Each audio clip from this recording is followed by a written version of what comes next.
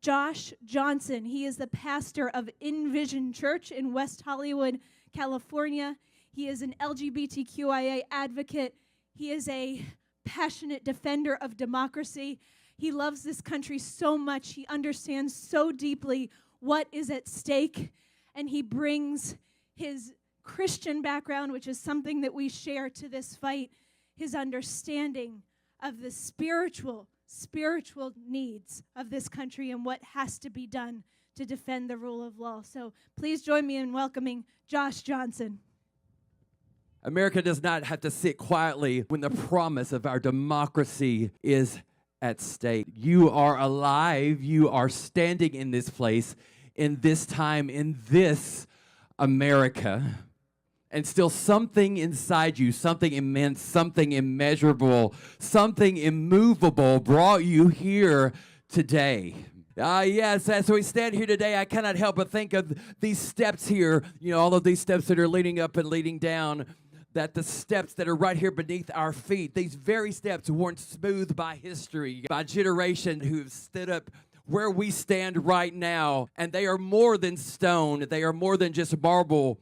They are more than just a place to gather. Know what you say, that these steps are a testament to a movement, to progress, to a people who have never stopped climbing. These steps have carried the weight of struggle, of suffering, and of dreams deferred, but never denied. But listen to me now, America does not move backwards, does not have to stay frozen in place. No, you know what, America, the real Americans that I stand in front of today, those Americans keep climbing.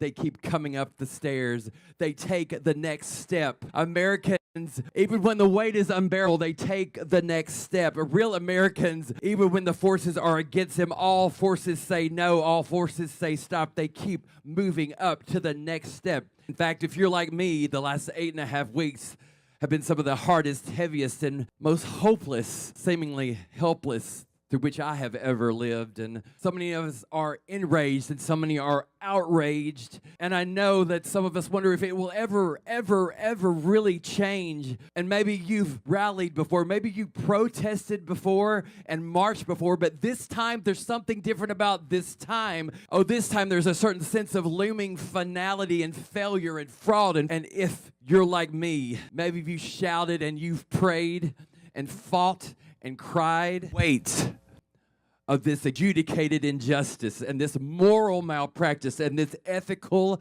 erosion still presses you down. But even in all of this, we know that Americans and America cannot be defined by elections or leaders, nor can it be reduced to bureaucratic buildings or massive monuments that we stand around today, but rather authenticated by laws written in foundational ink, or a flag that somehow still finds the strength and the will to fly despite being stained by the sins of those who swore to protect it. America herself is the dreamer. America is the builder, the healer, the protector, the trailblazer, the winner. America is the stranger who invites you inside from even the coldest winter day just to warm your hands and hear your heart. And America, our America, is found in the hands of the citizens right here today, those who made the conscious decision to sign up and show up and step up. I've heard some very powerful, very passionate voices today that refuse to be silenced, that refuse to stop loving and living for liberty. Rebels and warriors who defend, develop, discover, dare, dream, disrupt, defy, and who will not accept defeat. Everything we have seen, everything we have lived through, everything that we have fought for, Congress, elected representatives, are you going to take the next step to serve and save us? Can you do that? Can you uphold your oath, keep your word, do your job that you are elected to do? Hear us, see us, know that we are holding you accountable. We take this step not because it is easy, but because it is necessary. We take the steps. Lately, I can't help but think of those patriotic melodies, you know, the ones we all learned either in the elementary classrooms or maybe in a church basement growing up, and those songs that maybe many times we have taken for granted, lyrics that describe the majesty of our country. Those anthems of beautiful, spacious skies and amber waves of grain, and seeking for God to shed his grace on us. Oh, how we need that grace. I don't know about you, but I have been desperate for that grace. How I have prayed for that grace. Yes, those songs that sing of America the beautiful. And what I've come to know in this struggle, this strife, this confusion of the last several weeks is that I really believe I know what makes America beautiful, and it's not so much those mountains nor those spacious skies or those fields or plains. What makes America bold, what makes America brave, what makes America a blessing, what makes America beautiful is you. What makes America beautiful is this. What makes America beautiful is us.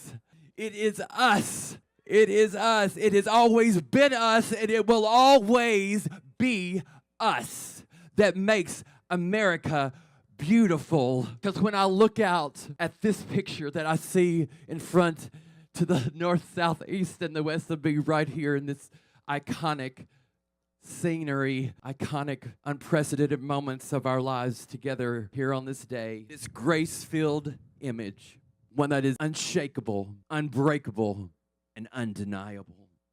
I can tell you that it is the most beautiful thing that I have ever seen. Would y'all join me? God bless America. Y'all help me. Land that I love, stand beside her and guide her. God bless America, our home, sweet home. Love one another.